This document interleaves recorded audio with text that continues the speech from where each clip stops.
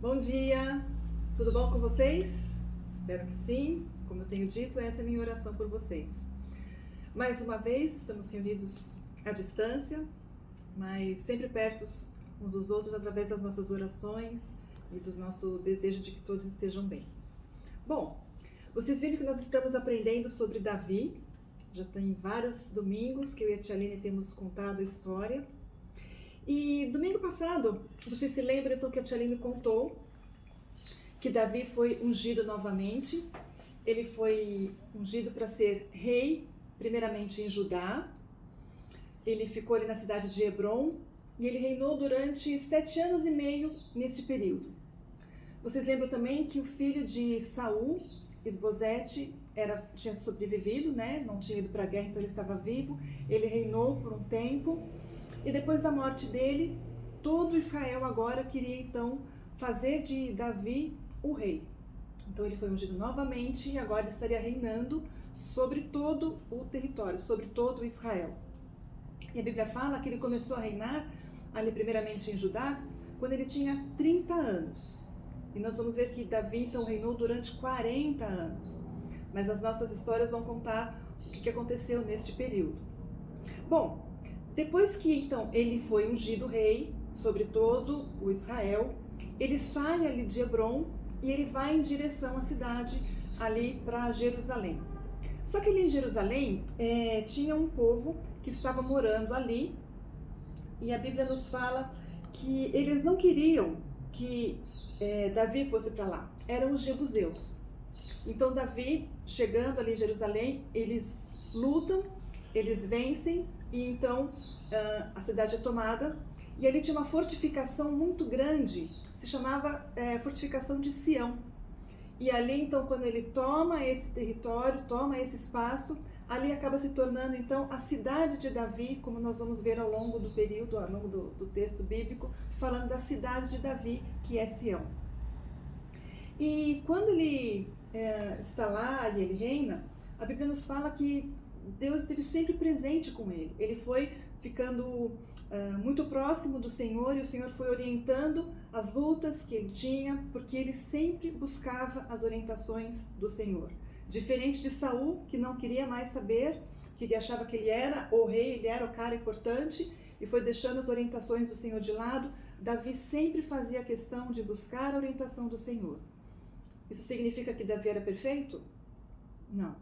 Isso significa que Davi não errava? Não. Mas ele buscava fazer a vontade do Senhor. E isso tem que ser o nosso modelo também. Porque nós somos imperfeitos, nós somos humanos. Então, nós devemos estar sempre buscando a orientação do Senhor através da sua palavra, para que a nossa vida possa ser conduzida da forma que agrade ao Senhor. E vocês lembram? Deixa eu tentar juntar as coisas aqui. A gente aprendeu uns tempos atrás, quando a gente estava ainda reunido na igreja. Vocês lembram do tabernáculo?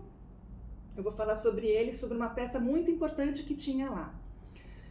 Quando Davi, então, vai reinar, está ali já em Israel, está ali em Sião, ele quer fazer com que o povo adore ao Senhor. Porque no tempo de Saul as pessoas começaram a deixar um pouco Deus de lado, porque o próprio Saul não se importava com isso, e agora o desejo do coração de Davi era que o povo todo se voltasse ao Senhor, voltasse à sua palavra e voltasse a adorá-lo.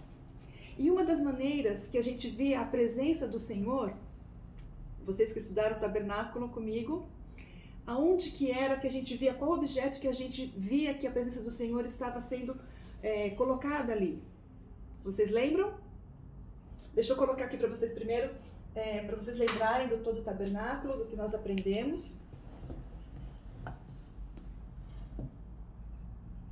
Lembram aqui?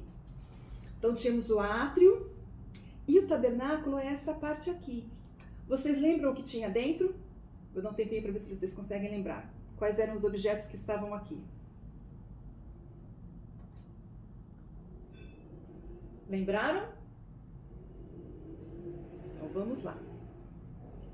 Na primeira parte, no lugar santo, o que tínhamos aqui? Perdão. Acontece.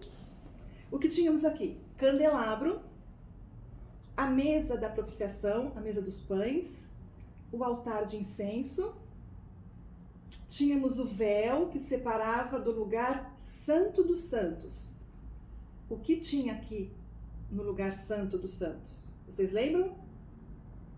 Isso mesmo, nós tínhamos a arca da aliança. E vocês lembram que tinha 3 objetos lá dentro, vocês lembram?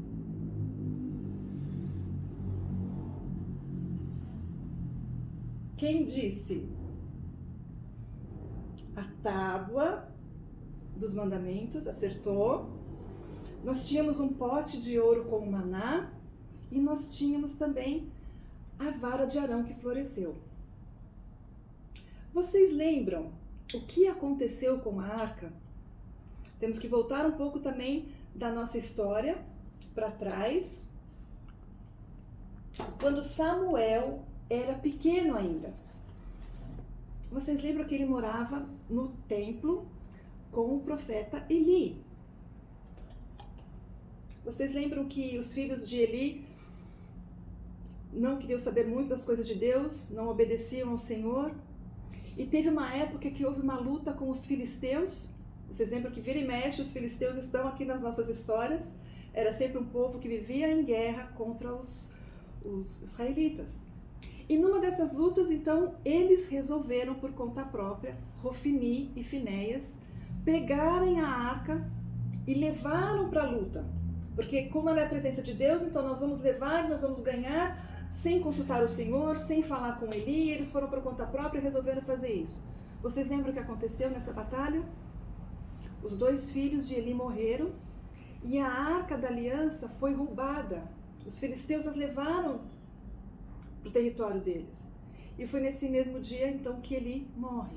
E depois, então, com o tempo, Samuel toma o seu lugar. E nós já vimos, então, toda a história de Samuel. E nós já vimos, alguns domingos atrás, que Samuel já estava velhinho e ele falece.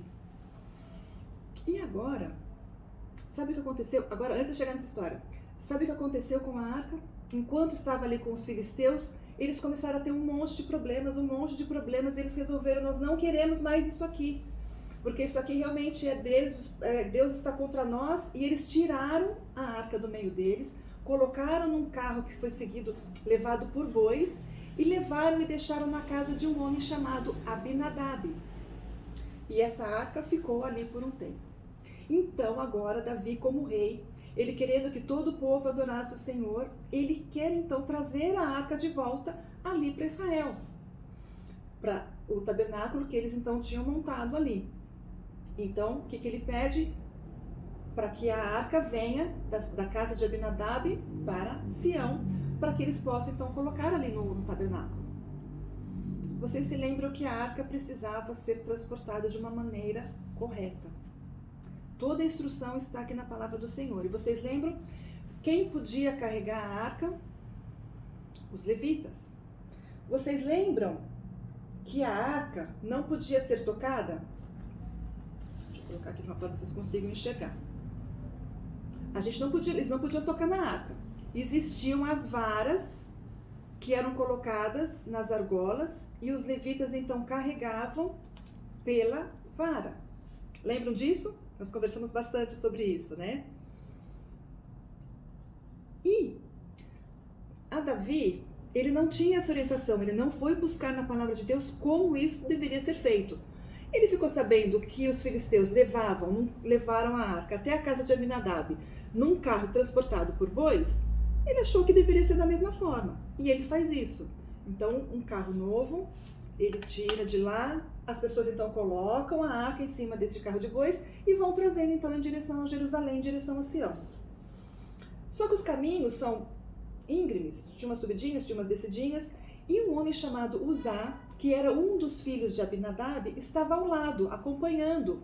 Porque você imagina a alegria de todo o povo, a arca ia voltar então agora para os israelitas, então havia uma festa, todo o povo, um cortejo, todo mundo chegando, porque queriam ver a arca, e estavam todos empolgados. E enquanto a arca está sendo carregada, a junta de bois se desequilibra. E Uzá, achando que a arca poderia cair, o que ele faz? Ele coloca a mão na arca para que ela não caia. O que vocês acham que aconteceu com Uzá? Na mesma hora ele morreu. E vocês podem falar, puxa vida, tia Dalva, mas ele foi tentar cuidar para que a arca não caísse? A gente não sabe se ia cair ou não. Mas quem tem todo o desejo de cuidar da arca é o Senhor, não é? Ele teria dado um jeito. E Uzá sabia de todo o procedimento, porque a arca esteve na casa deles por alguns anos. Então, certamente, ele sabia que a arca não poderia ser tocada. E aí acontece essa tragédia, Uzá morre, ficam todos preocupados, Davi fica arrasado, e aí ele para com todo o cortejo, ele não permite que continuem, e a arca então é deixada numa casa de uma outra pessoa, chamada Obed-Edom. E a arca fica então na casa desse Obed, e enquanto isso Davi, então desta vez, ele vai consultar a palavra do Senhor, ele vai entender por que aconteceu aquilo, e qual era a maneira correta de se carregar a arca. Depois de 3 meses, então, de tudo estudado, de tudo pronto, de novo é preparado um festejo, uma alegria, uma celebração. Agora todo o povo sabia como a arca deveria ser conduzida e ela então vai direcionada para lá. Então não é mais colocada em cima de um carro de bois.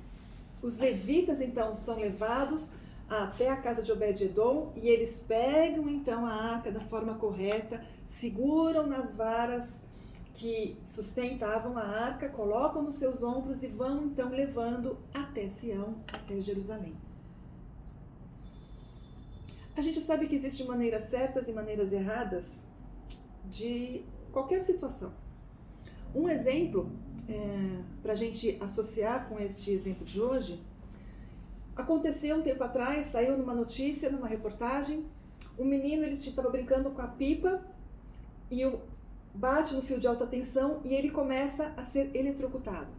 Um homem que viu aquilo na hora correndo, ele quer ajudar, ele não sabe como fazer e o fio está ao lado do menino e ele tenta puxar o fio para soltar do menino e esse homem também, assim como Uzá, esse homem morre, porque daí ele recebe toda a descarga, porque ele quis colocar a mão no fio para tentar salvar o menino. Foi uma maneira errada. E ao mesmo tempo estava passando ali um menino que tinha feito o curso dos escoteiros e ele sabia como fazer. E ele viu ao lado então uma vara de madeira e ele então pega essa vara, empurra o fio de alta tensão e consegue puxar então o menino. E o menino é salvo e com ele não acontece nada. Então existem maneiras certas e maneiras erradas de se trabalhar com uma situação. A maneira que Uzá fez, por mais boa intenção que ele tinha, assim como aquele homem que quis socorrer o menino, ele fez a maneira errada. Existia a maneira correta, que eram os levitas então levando a arca sustentada pelas varas. E quando então, agora a arca chegando no cortejo, os levitas levando toda aquela festa, então abriram-se as portas da cidade para que então o cortejo pudesse entrar, para que a arca pudesse entrar e todos puderam festejar e louvar ao Senhor e foi um tempo de alegria e Davi muito contente porque agora sim ele tinha entendido, ele tinha procurado saber a vontade do Senhor, o que era certo ser feito. Que possamos então pensar na nossa vida. Às vezes a gente quer fazer algumas coisas achando que, puxa, do meu jeito vai dar certo. E às vezes o nosso jeito não é o jeito certo. Por isso nós precisamos estudar a palavra, nós precisamos ler a palavra do Senhor, para saber qual é a atitude que nós devemos ter em várias situações nossas do dia a dia. E vocês imaginem então a alegria do povo, e eles festejaram, e eles ficaram muito contentes. E tem um versículo no Salmo 104. Deixa eu colocar para poder enxergar. Entrai por suas portas com ações de graça, e nos seus átrios com hinos de louvor. Rendei-lhe graças e bendizei-lhe o nome. De quem nós estamos bendizendo o nome? O nome do Senhor. Então, entrai por suas portas com ações de graça, e nos seus átrios com hinos de louvor. Rendei-lhe graças e bendizei-lhe o nome. Que nós possamos estar louvando o nosso Deus e atentos à sua palavra. Amém? Vamos orar? Obrigada, Senhor Jesus, pela sua palavra. Obrigado, Pai, porque nós temos a liberdade de estudá-la, de lê-la, de compreendê-la, de fazer perguntas, porque sabemos, ó Pai, que a tua orientação está na palavra. Que possamos, ó Pai, a cada dia ler e ouvir a Tua palavra e orarmos, conversarmos com o Senhor, colocarmos os nossos problemas, as nossas dificuldades ao Senhor e também nos alegrarmos, ó Pai, pelas bênçãos que temos recebidos das Suas mãos. Que esse possa ser um tempo agradável, ó Pai, nesse domingo, que possamos estar junto com nossa família, mas buscando sempre fazer a Tua vontade e sendo orientados pela Tua palavra. É o que nós te pedimos, em nome do Senhor Jesus. Amém. Até o próximo domingo, crianças!